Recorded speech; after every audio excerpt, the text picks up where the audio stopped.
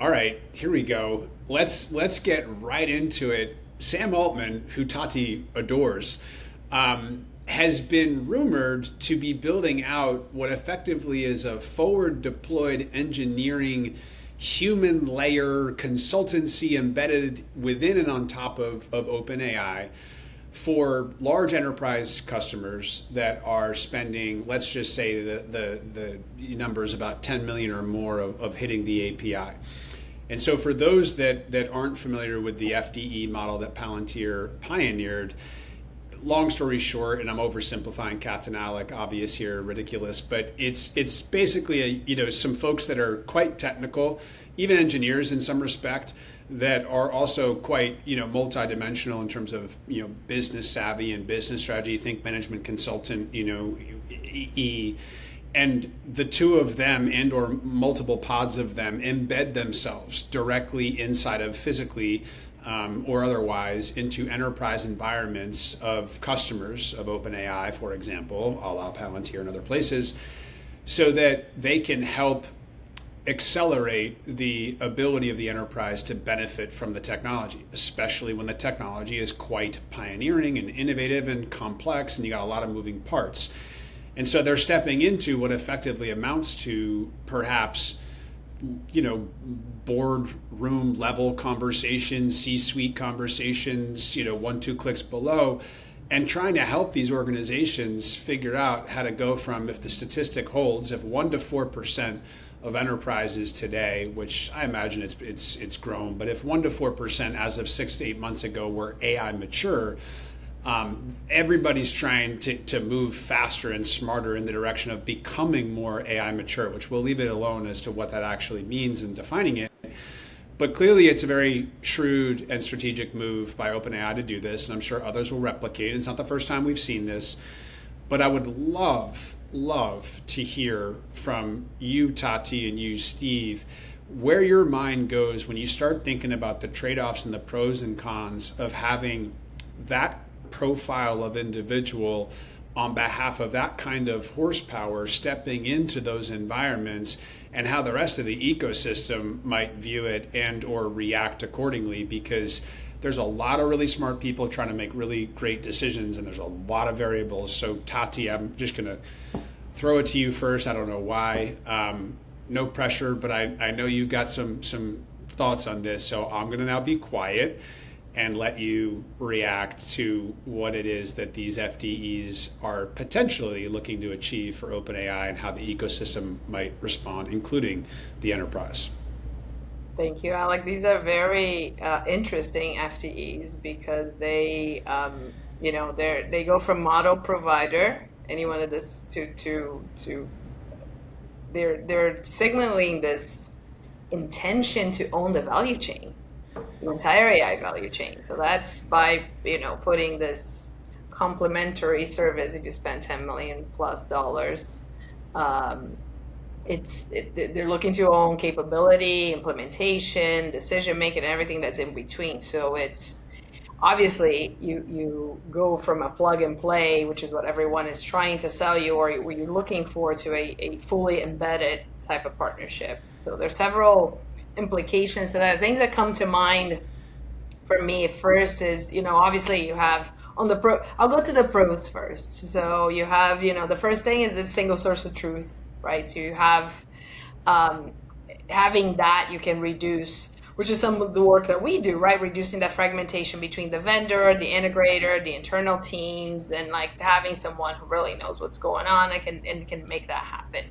The handoff loss thing, the time it takes, all of the, bringing people into the fold that are not necessarily as well versed in this, then they understand the systems that they are working with. So, right, the quirks, the limitations, the use cases, they will understand that better than any external.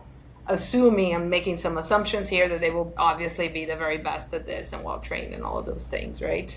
So it's not you're going to get these decisions that are going to be informed by how their AI actually works, not just the slide deck, that you would get of maybe how it's going to work, which, by the way, by the time you get the slide deck, it may be outdated already, right? So, which we talk about all the time.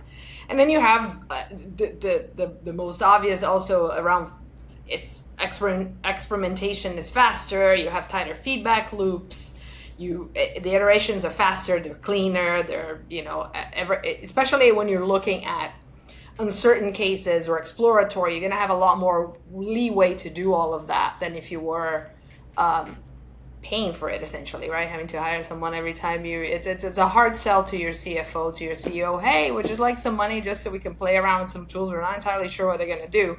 You're going to be able to do much more of that here. Now, on the other side, you have several cons. One of them, the most obvious is you're in their hands.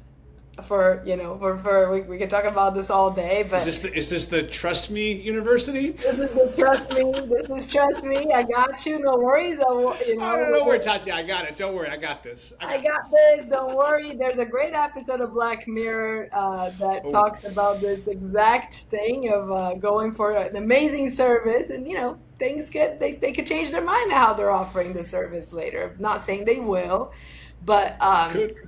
And the risk of overfitting the tool to they're going to shape the problem, which is often when you're selling something or when you're representing something, there's a tendency, which is something that we don't deal with because we are product agnostic, but when you are selling something, you have a tendency to shaping the problem to fit your solution. So they may be looking at these problems and they might be diagnosing them in order to fit that solution. So that's one. Just because the hammer owns that blueprint doesn't mean that every problem is a nail, right? So that's one. Then you have lack of internal capacity building. I don't think I need to go too far in this, but that's one big risk that you have. And you're going to have some strategic blind spots, right? So you again. Anytime you have someone, and that's another caution, there's some downsides of having an external vendor, but there's also the downsides of having an embedded vendor. They don't have the neutrality of the third party, and especially when they're evaluating buy versus build, and it's not. True AI transformation it's about systems thinking, not just deploying shiny models, and it could become that as a con. So I would say that bottom line, and I'd love to hear what Steve has to say, but bottom line, I think it's the key is who owns the diagnosis, right? So will they lead with this rigor that needs to happen? Would they be mapping the right business problems before going into solutioning, before finding ways for which their solution can fit the problem somehow? Because if that's biased from the get-go, you're going to have a very large cost over time on that. So the process only works if you also own the truth. Steve, you got to jump in on this one because I love the way you frame that, Tati, with the pros and the cons and the trade-offs. I've got a strong POV that's consistent with the trade-off thing, but I want to give you the opportunity, Steve, because I can be long-winded and I love this topic and I think it's so three-dimensional. Yeah, I think from a business standpoint, it's a brilliant move by OpenAI for sure. I mean, they get a lot of value out of doing it. Obviously, these are large enterprises that have a significant amount of software spend, let alone AI spend. So if you think about OpenAI and kind of their market position, they're trying to move upstream, and so this allows them to place. I love that's another acronym that we've got to now remember, FDEs.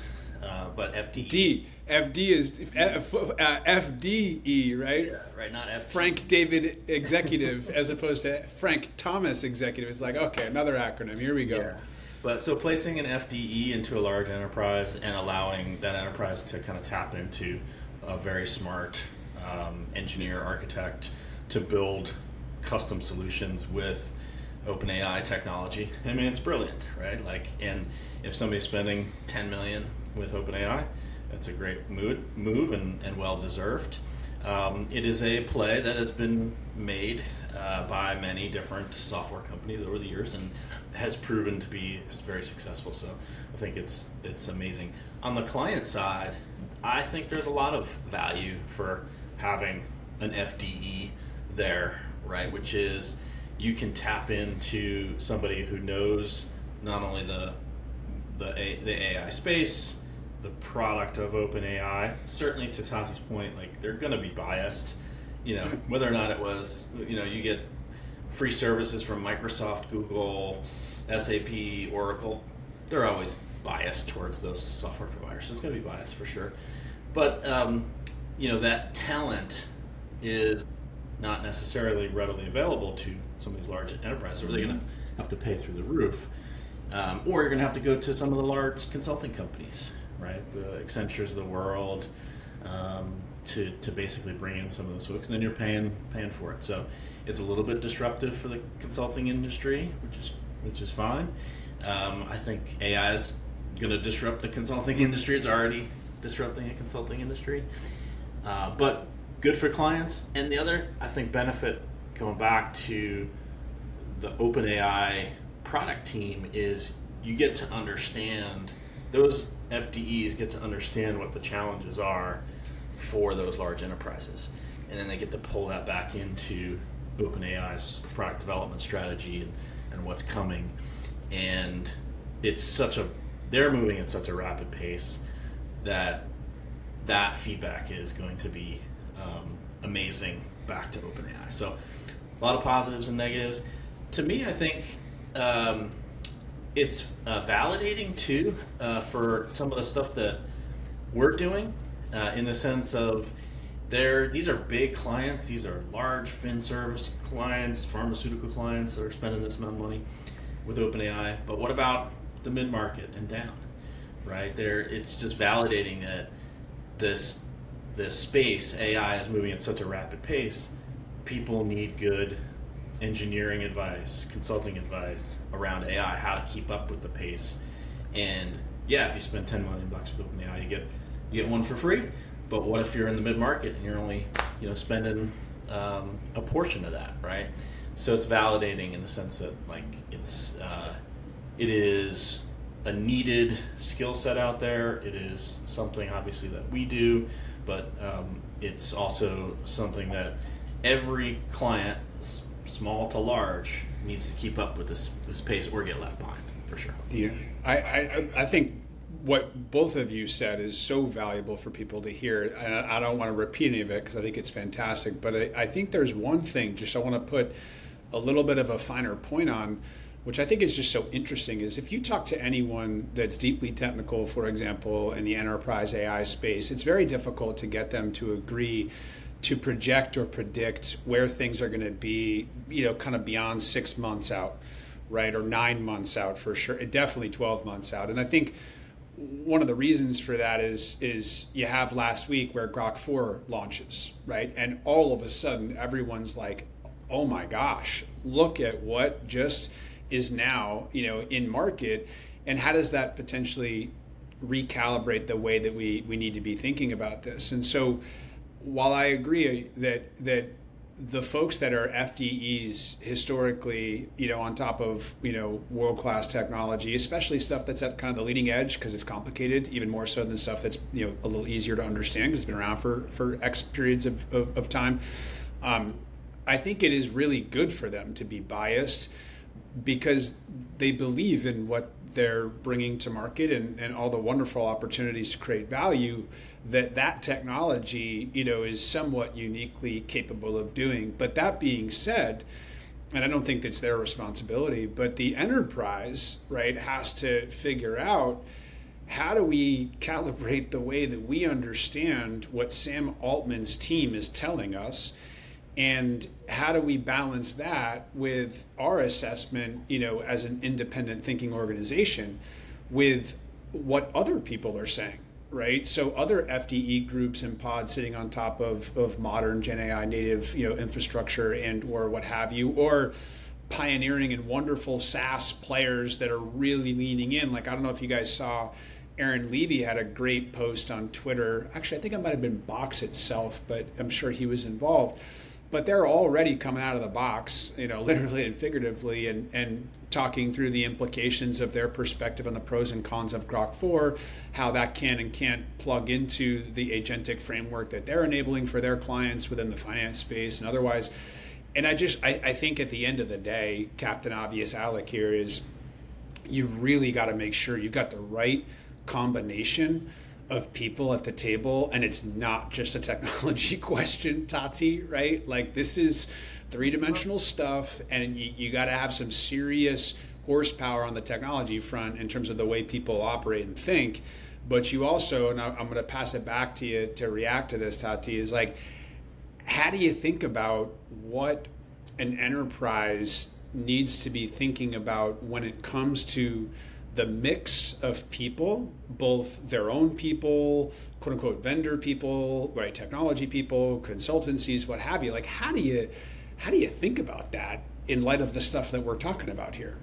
I think you were reading my mind, because that's precisely what I was thinking about saying, because this is, as I look at, 100% agree with what Steve said. Yes, you're a large enterprise. This is, and by the way, it is fantastic. If I didn't say it is fantastic that you get that kind of support. No doubt about it, right? Because it adds another layer.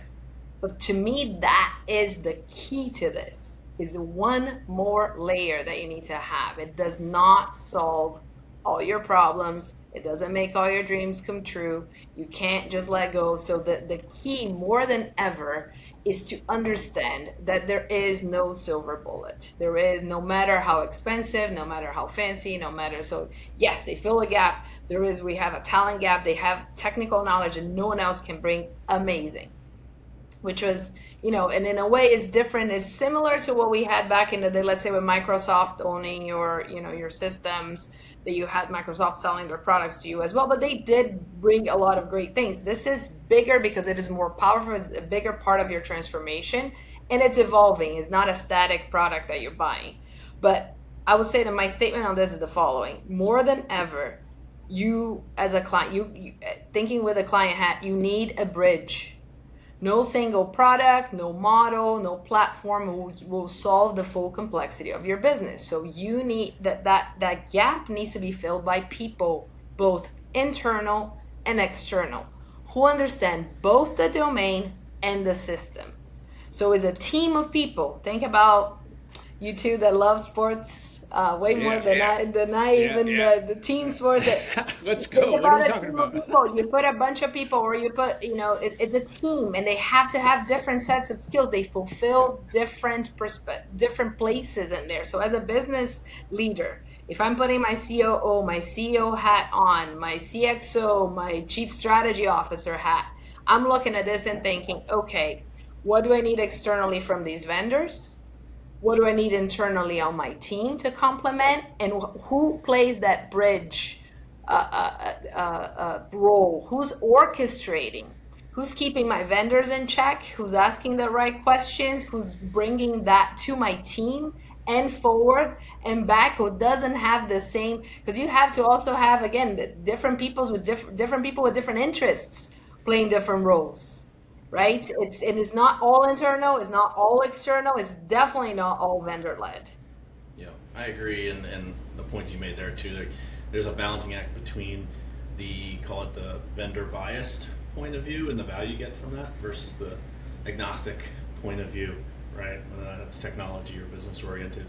But one of the benefits of this particular program is the pace at which an enterprise can move, because you get potentially thinking and early adoption into what's the latest and greatest coming out from OpenAI.